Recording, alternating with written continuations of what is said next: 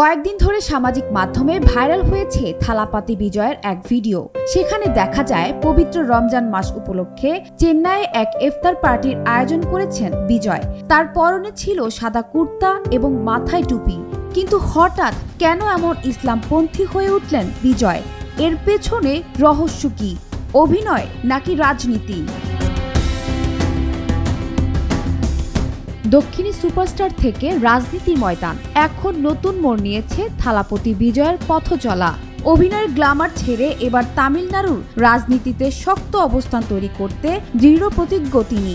এরই অংশ হিসেবে সম্প্রতি ভারতের তামিলনাড়ু মুসলমানদের প্রতি অনুভূতি প্রকাশ করতে তিনি আয়োজন করেন এক বিশাল ইফতার পার্টি।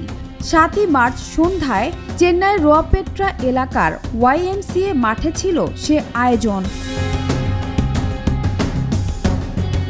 ভারতীয় সংবাদ মাধ্যম টাইমস অফ ইন্ডিয়ার এক প্রতিবেদনে বলা হয়, থালাপতি বিজয়ের আমন্ত্রণে স্থানীয় রাজনৈতিক নেতৃত্ব এবং চলচ্চিত্র জগতের বেশ কিছু পরিচিত মুখ অংশ নেন এই ইফতারে। এছাড়া ওই ইফতারে আমন্ত্রিত ছিলেন চেন্নাইয়ের 15 মসজিদের ইমামরাও। আয়োজনটি ছিল প্রায় 3000 মানুষের। জানা যায় শুক্রবার সারাদিন রোজাও রেখেছিলেন বিজয়। মুখে আধা কাঁচা পাকা দাড়ি, মাথায় সাদা টুপি। আবার অন্যান্য মুসলিম মতো আল্লাহর দরবারে তুলেছেন হাত।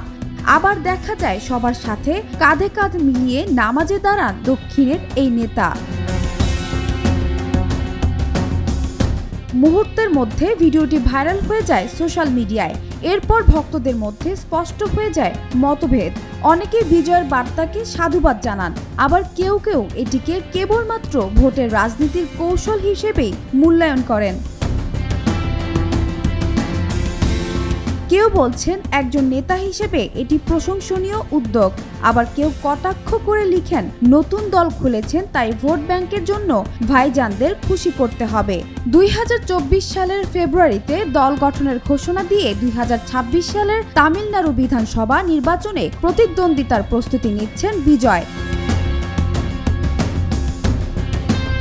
এর আগে জনসংখ্যা ভিত্তিক সংসদীয় সীমানা নির্ধারণ নিয়ে নিজের মতামত তুলে ধরেন বিজয়, যা দক্ষিণ ভারতের রাজ্যগুলোর জন্য ন্যায় বিচার দাবি করে। বিজয়ের ইফতারকে অনেকেই দেখছেন রাজনৈতিক কৌশল হিসেবে, যেখানে তিনি তামিল জাতীয়তাবাদকে সামনে রেখে সব সম্প্রদায়ের কাছে চাইছেন পৌঁছাতে। রাজনীতির পাশাপাশি বিজয় এখন ব্যস্ত তার নতুন সিনেমা জানানায়াগান নিয়ে। তবে এটি হয়তো বিজয়ের অভিনীত শেষ সিনেমা। রাজনীতির জন্যই সিনেমা থেকে বিদায় নেয়ার সিদ্ধান্ত নিয়েছেন তিনি। বিজয় ঘোষণা করেন জানানায়াগান তার 69তম সিনেমা এবং এটি হবে তার শেষ সিনেমা। ওই সিনেমায় একজন রাজনীতিবিদ চরিত্রে দেখা যাবে বিজয়কে। রাজনীতির চরিত্র করতে গিয়ে তার মনে হয়েছে মানুষের জন্য কিছু করতে তার শেষ করা উচিত অভিনয় জগৎ। মূলত এমন ভাবনা থেকে সিনেমা ছাড়ার সিদ্ধান্ত নেন বিজয়।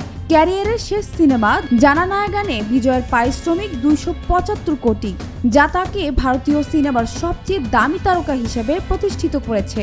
শাহরুখ খান, সালমান খান, প্রভাস কিংবা রজনীকান্তের মতো তারকাদের পেছনে ফেলে বিজয় এখন সিনেমা জগতের সবচেয়ে দামি তারকা।